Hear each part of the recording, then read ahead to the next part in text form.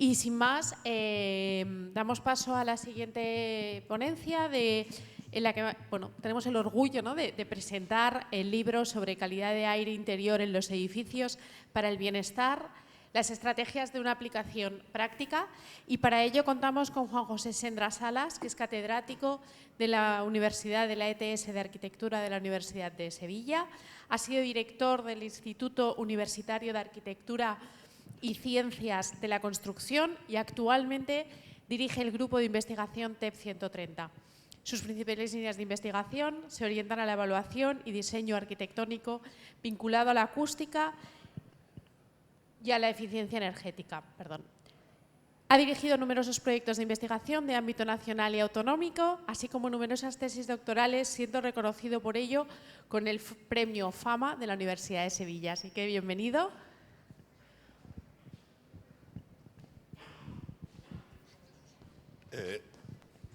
Muchas gracias, Patricia, por esta presentación.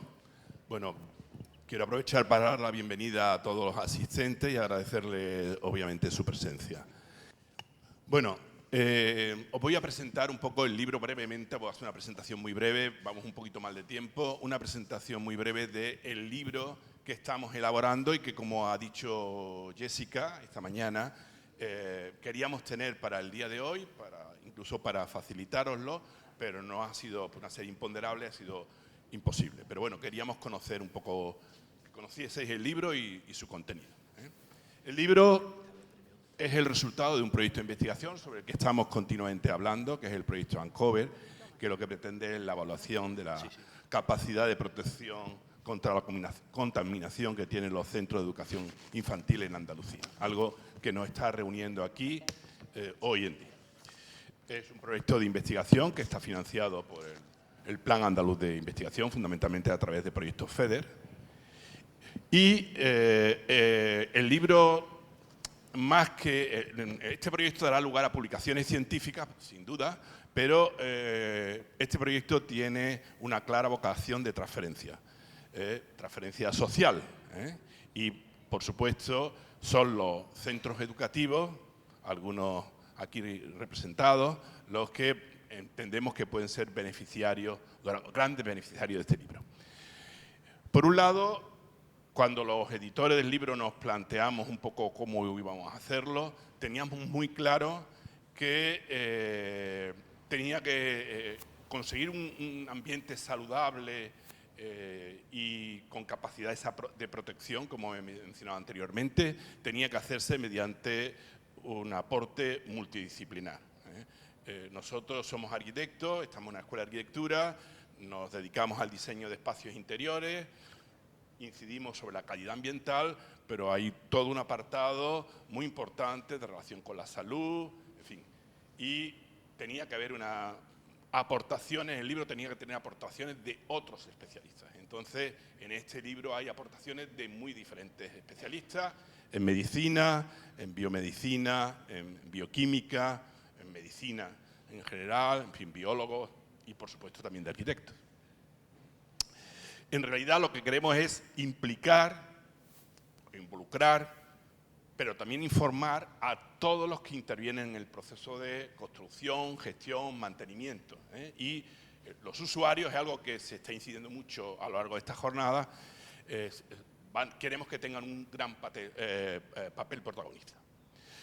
Si decidiésemos sintetizar cuál ha sido el objetivo principal de nuestro libro es difundir los beneficios de la ventilación. Acaba precisamente Miguel Ángel de exponernos de una manera, yo creo que muy brillante, cuáles son los beneficios que la ventilación de los espacios interiores puede suponer. Yo creo que con el libro, como objetivo principal, tenemos difundir los beneficios de esa ventilación. Pero hay una serie de objetivos específicos. Ese sería el principal, no los voy a enumerar, pues son muchos, pero los tenéis ahí un poco sobre la pantalla, ¿no? Yo creo que toda la pedagogía que hagamos sobre la importancia de la calidad interior de los espacios, ya lo hemos dicho muchas veces aquí, ¿no? Pasamos un gran número de horas en el interior de edificios. Como no cuidemos la calidad interior, del aire interior, lógicamente vamos a padecer una serie de efectos nocivos que afectarán claramente a nuestra salud. por ejemplo, la transmisión de enfermedades aéreas.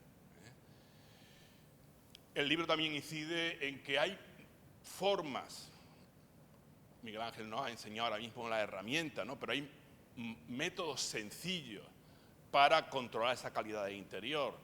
Y Patricia nos ha hablado de toda la lucha, por llamarlo así, ¿no? de que midamos el CO2, de que monitoricemos el CO2 como parámetro fundamental para evaluar esa eficiencia de la ventilación o de la degradación ambiental de los espacios interiores, de los espacios interiores con fuentes interiores de contaminación. En definitiva, queremos también con nuestro libro dar a la ciudadanía el papel que debe de tener. Los usuarios deben ser coprotagonistas de esta lucha, de este objetivo de lograr calidad del aire interior en los edificios. Y queremos que asuma este papel. En el libro está implícito esto, ¿no? Y por supuesto, informar a las administraciones públicas sobre el tema. Yo creo que las administraciones públicas no pueden permanecer ajenas a todo esto. Y hay que incidir muchísimo. La pedagogía debe incidir sobre la administración pública. Bueno, ¿quiénes son los usuarios potenciales del libro? Pues pueden ser muchos, ¿no? Ahí lo estamos hablando, por supuesto, las comunidades, las asociaciones, los ciudadanos, que estos temas de calidad ambiental les preocupen. Yo creo que, por supuesto, la pandemia, como decíamos ayer también, ¿no? Un poco acelerado todo esto, ¿no? A nosotros como investigadores, hasta hace poco, nos costaba mucho hacer ver a todas esas comunidades, a esa gente, la importancia de controlar la calidad de aire interior. Hoy la pandemia nos ha facilitado, evidentemente, tiene muchos efectos negativos, pero a nosotros los investigadores nos ha facilitado esto, ¿no? Por supuesto, la universidad y el centro de investigación, hay que hacer mucha investigación. Y, de alguna manera, también el libro pretende difundir también a otros especialistas la importancia de estos temas, ¿no? Por supuesto, a los estudiantes de arquitectura, de ingeniería civil, de ciencias ambientales, de ciencias de la educación, en fin. Tenemos que hacer una pedagogía también a los jóvenes. Nosotros somos investigadores, algunos de ellos nosotros senior, otros más jóvenes, pero tenemos que hacer una pedagogía pues, a nuestros estudiantes. El papel nuestro como docentes en los centros universitarios nunca nos lo podemos olvidar. Las administraciones, ya lo he mencionado, las administraciones públicas. Muchas veces los responsables de los centros educativos son administraciones públicas o asociaciones privadas, en fin, tenemos que hacer todo, tenemos que incidir sobre ello. Y los directores, algunos estarán seguramente aquí, directores y personal de gestión de esos centros educativos. Como veis, los potenciales usuarios pueden ser muy diversos. El libro tiene 9 capítulos, probablemente tenga una ampliación, estamos estudiando la posibilidad de que tenga continuidad, pero de momento el que presentamos tiene 9 capítulos, en realidad son como 3 partes, no es del todo así, pero simplificadamente se puede decir que tiene 3 partes. Los capítulos 1 a 3 exponen las ventajas o los beneficios de ventilar los espacios interiores, como hemos dicho antes, controlando el aporte del aire exterior, a través de la monitorización ambiental, algo de lo que hemos mencionado antes. Incide mucho en la importancia de medir el CO2, como indicador indirecto de esa eficiencia de la ventilación, de esa degradación ambiental, de esa capacidad de transmisión de las enfermedades aéreas. Los capítulos 4 y 6, la segunda parte, evalúan y exponen un poco otros contaminantes. No el CO2 es uno de ellos, pero hay otros muchos más. Estamos hablando del material particulado, el ozono, los compuestos orgánicos volátiles. Esos capítulos inciden mucho más en esos otros contaminantes, además de las partículas biológicas, son las que hemos tenido una muy interesante ponencia esta mañana por Eugenio Domínguez. Y el capítulo 7 es un capítulo un poquito de remate a los anteriores, lo que hace es, asociada a la ventilación está la filtración de esos contaminantes o de parte de esos contaminantes, pues el capítulo 7 nos expone ese fenómeno de la filtración. Y los capítulos 8 y 9 lo que se centran es dar un poco más en casos de estudio, ¿no? Y fundamentalmente se centran en viviendas por un lado, capítulo 8, y en centros educativos, capítulo 9. Entonces, exponen diversas experiencias tanto en viviendas como en centros educativos.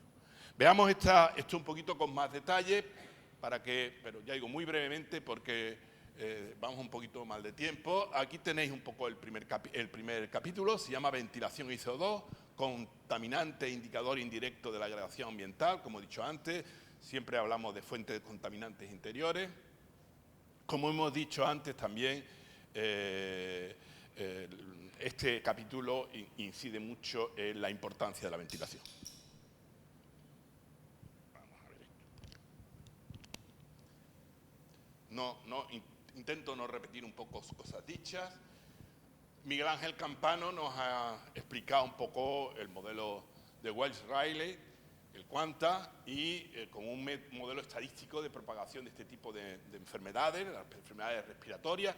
Hemos hablado entre esas enfermedades, está por supuesto el COVID, el patógeno SARS-CoV-2, pero también hay otras como el sarampión, la tuberculosis, etcétera. Y esa forma de transmisión fundamentalmente a través de los aerosoles que exhalamos por un lado, los que infectan, que inhalamos por otro, los que somos infectados, ¿no? Y este modelo que nos permite a nosotros precisamente estimar ese riesgo de transmisión, ¿no? Yo creo que lo ha explicado muy bien Miguel Ángel, no voy a incidir sobre ello. El capítulo 3 habla precisamente de eso, de CO2 y transmisión aérea de enfermedades. Hemos hablado antes, en capítulos anteriores, de la importancia de la ventilación, del CO2 como indicador de esa contaminación interior, pero también el CO2 es un indicador indirecto de la transmisión aérea de enfermedades.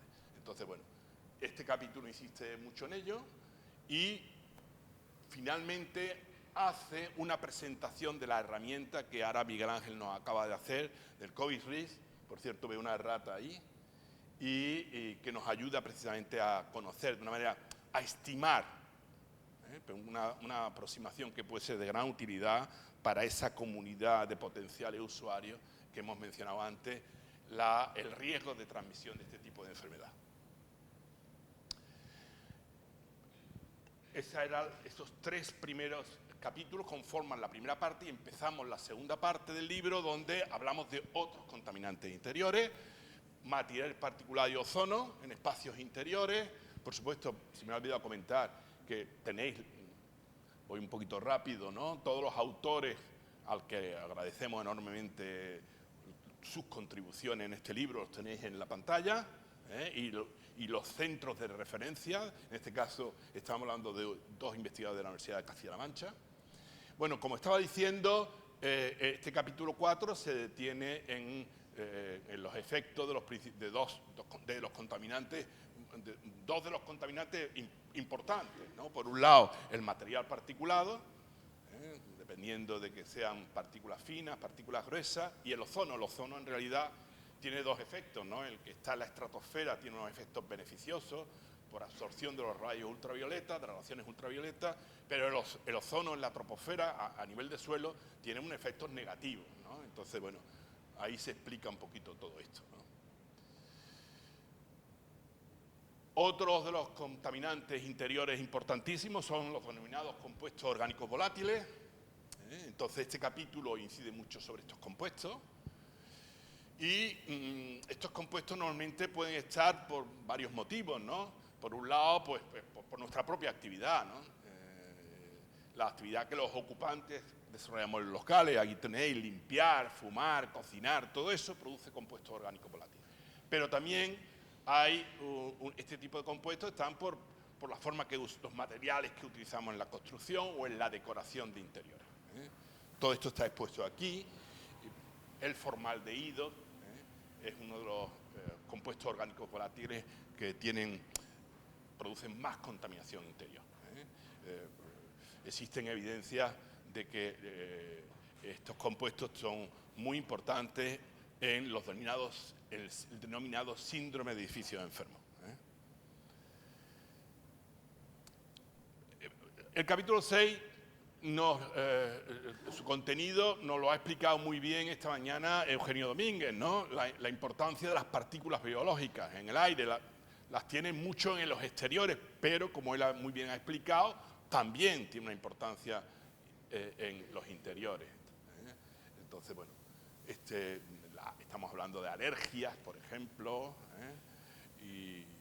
y lógicamente la aerobiología que Eugenio nos ha explicado hoy, pues tiene mucha presencia en este capítulo. Las esporas de hongos, en fin, ahí lo tenéis. Este es el capítulo que os decía que hace un poco de puente para la parte final, ¿no? En el capítulo 7, asociada a la ventilación, tenemos la filtración.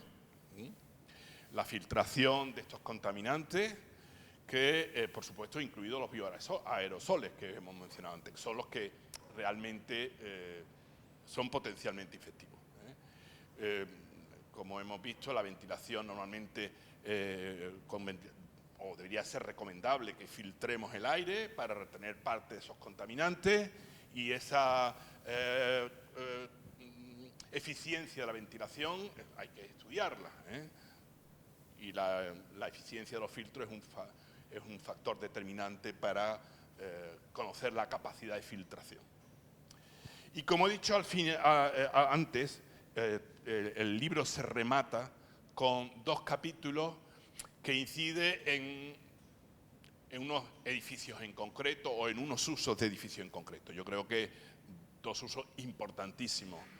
Uno, por un lado, vivienda. Fijar la cantidad de horas que pasamos en una vivienda a lo largo del día, de los días de un año.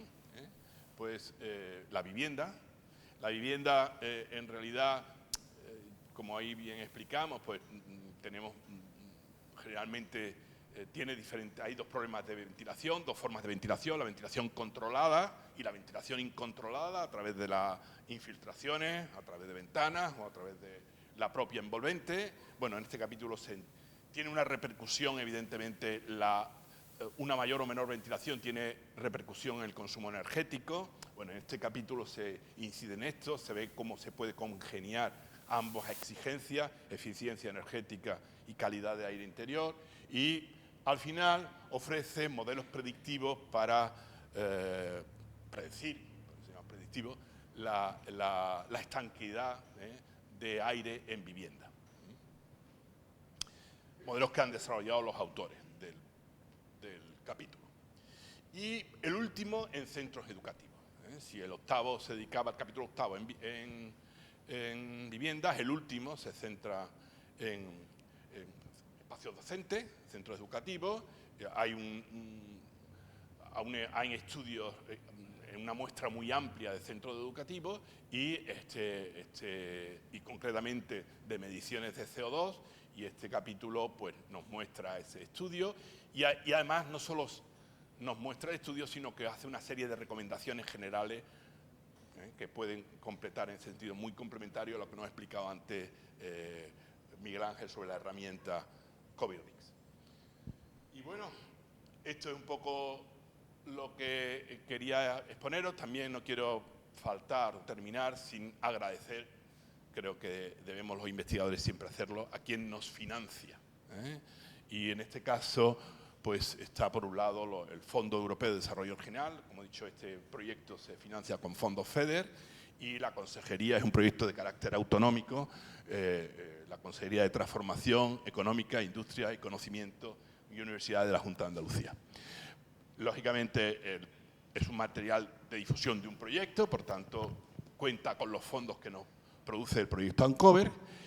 Y también queremos agradecer a la Universidad de Sevilla, concretamente a través del plan propio de investigación, porque la líder del proyecto y coeditora de este libro, Jessica Fernández Agüera, disfruta de un contrato de acceso con cargo a este plan de investigación. Por supuesto, agradecemos a las redes de comunicación, asociaciones de divulgación científica, Aireamos y Ventilando, por toda la labor de apoyo que nos está haciendo. Y con esto, muchas gracias.